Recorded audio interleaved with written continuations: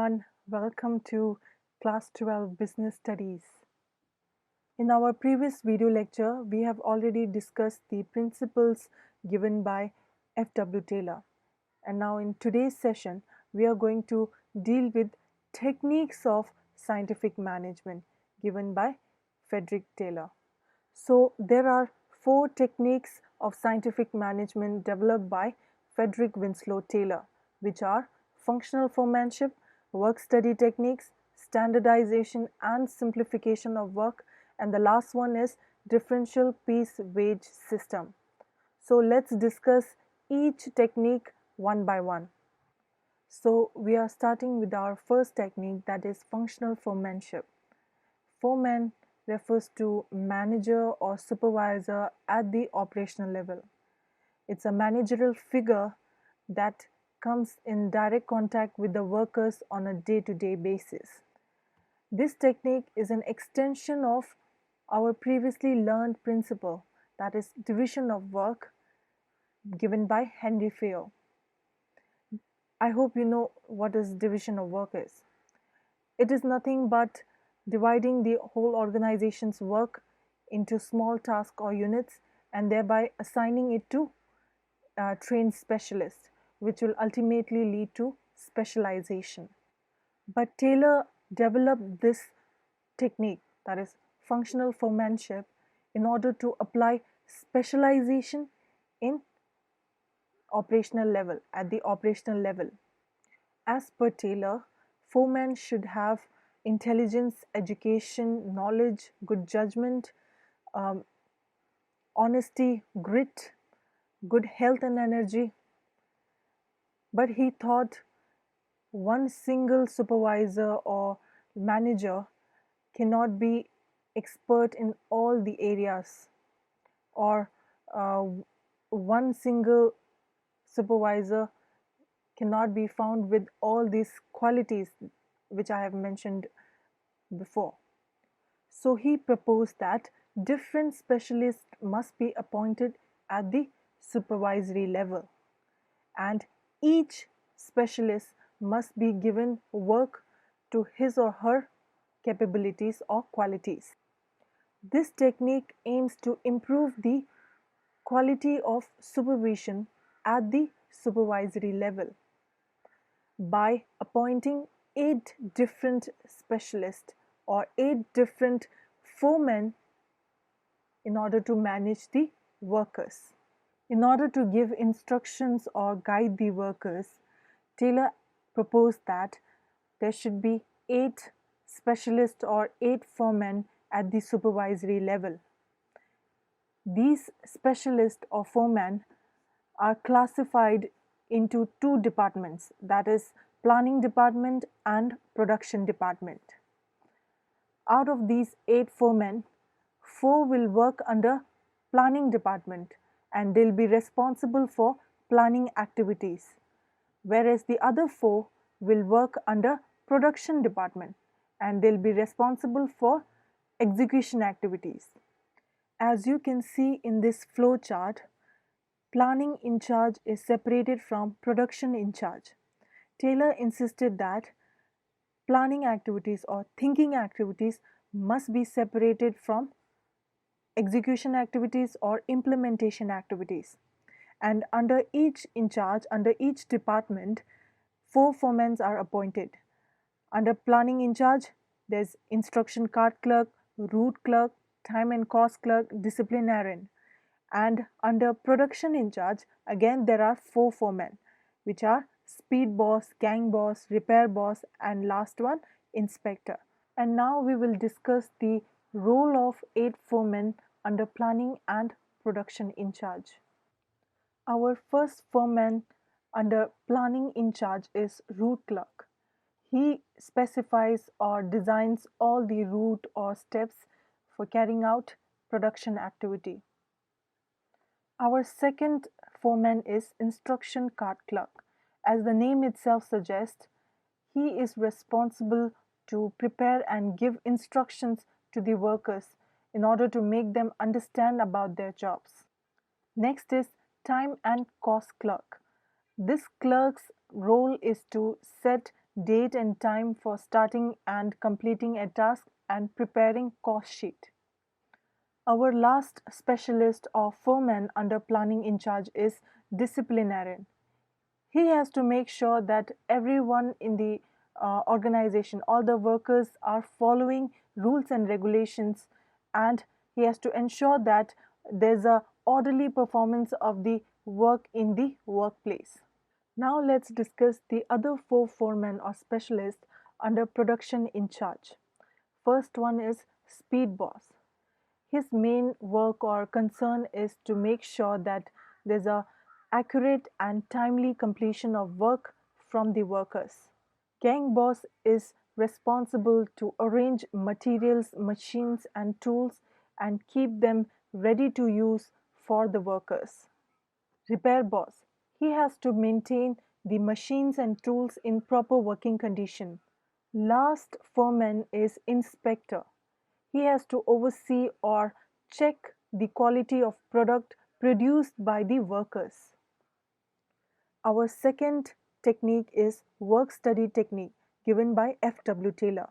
This technique refers to systematic investigation and deep analysis on various activities or tasks being done in the organization to improve the productivity. It aims to achieve best quality production with the minimum cost. Taylor has split this technique into four different studies, that is, method study, motion study, time study, and fatigue study. Now let's discuss each study in detail. In work study techniques, our first study is method study. Method can be defined as a means or ways of performing a particular task or an activity. There are various methods or means of doing a particular task or completing a particular task. This study was conducted to identify the one best method to do a particular task. Taylor suggested that management should find and adopt the most suitable method to do a particular task in the organization for better product output. The objective behind this study is to minimize the cost and maximize the quality of the output and increase the satisfaction level of the customer. Our next work study technique is motion study. It is the study of body and limb movements of a worker that are undertaken to complete a job, like lifting, putting an object, sitting, standing, changing positions, etc. All this while doing a particular task. The purpose of this study is to find out whether the movements are productive, incidental, or unproductive. With the help of this study, you will find out whether the movements are productive, like which is necessary to carry out a particular task, or the movements are incidental, which are automatically happening while doing a work, or is it a unproductive movements that which are totally unnecessary while doing a particular task. The main aim or objective to carry out motion study is to eliminate or remove unproductive movements or unnecessary motions so that it will take less time to complete a particular task or particular job and achieve efficiency. Next, we have time study. This study enables the manager to determine the standard time taken which has been allotted to a workman to complete a well-defined job. In order to directly observe the time taken for each element of task, time measuring devices like stopwatch, as you can see on the screen, can be used. Thereafter, standard time taken for completing a particular task must be fixed based on several readings or several observations. The objective behind this study is to determine the number of workers required, labor cost, and frame incentive schemes. Our last work study technique is fatigue study. Without rest intervals or breaks, workers might not be able to perform with the same level of efficiency throughout the work. You will feel physically and mentally tired if you continuously work for hours and hours without a single rest. This study is conducted to determine the amount and frequency of rest intervals to be given to workers in order to complete the task. If the worker is given proper rest intervals, this will help the worker to regain his stamina, energy, and work again, carry out the task again with the same level of efficiency. Causes of fatigue, exhaustion, or tiredness may be due to various reasons like long working hours, bad working conditions, unsuitable job, dissatisfaction with the boss or with the workplace, with the job, etc. Our third technique is standardization and simplification of work. Standardization, it is creating standards or benchmarks for every business activity, such as setting standards for quality raw materials and machineries to be used in the production, setting standards for time, method, and process for performing the task.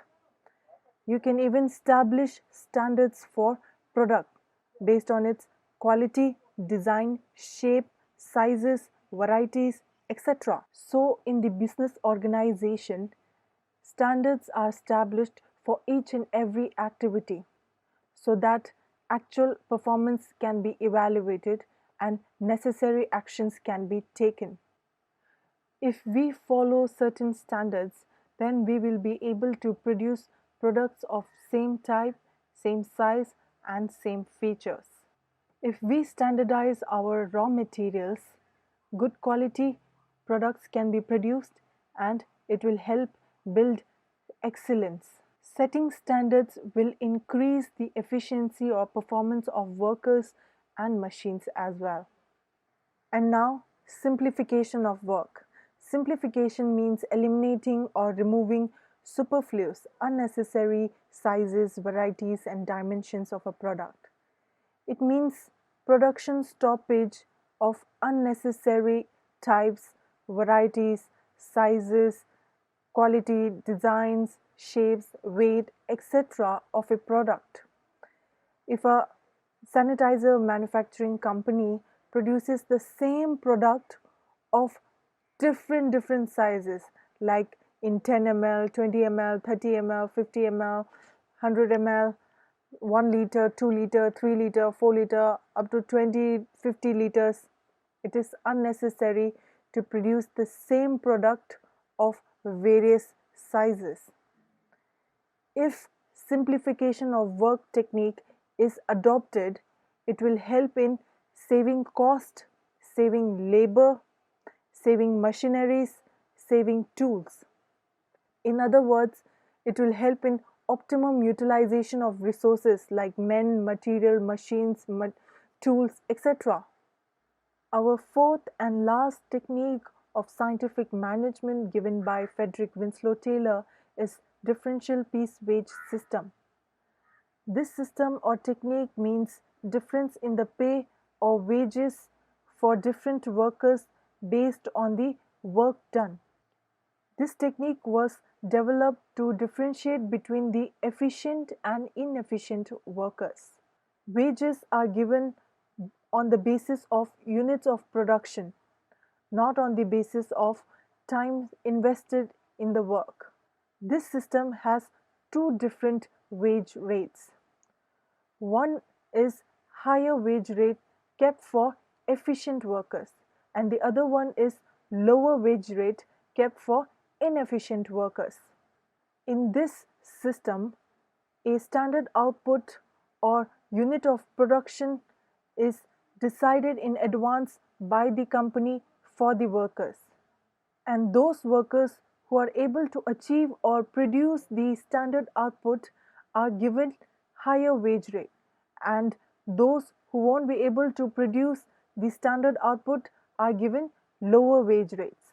The difference in the wage rate will motivate the inefficient workers to perform better in the future. Now let me explain how this differential piece wage system works through an example. Standard output equals to 100 units per day. It is decided in advance by the company for the workers. This is the minimum quantity they have to produce in a day. Taylor has advised adoption of two different wage rates for efficient and inefficient workers. Wage rate 1 equals to rupees 10 per unit for standard output, that is 100 units. It means that those who produces 100 units or standard output or more than the standard output will be paid rupees 10 per unit. Our second wage rate is rupees 7 per unit for below standard output. Those workers who produces less than the standard output, less than the 100 units per day, will be paid rupees 7 per unit. So suppose we have two workers, worker A and worker B. Worker A produced 99 units. How much he'll be paid? He'll be paid rupees 7 per unit. Why? Because he has produced less than the standard output. So he'll be getting rupees 693 only. Whereas the other worker, worker B, produced 101 units. How much he'll be paid again?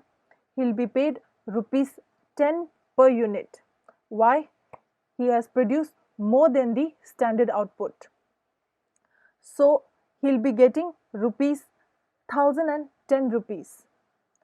The difference between worker A and worker B wages is rupees 317 and the output difference is 2 units, only 2 units.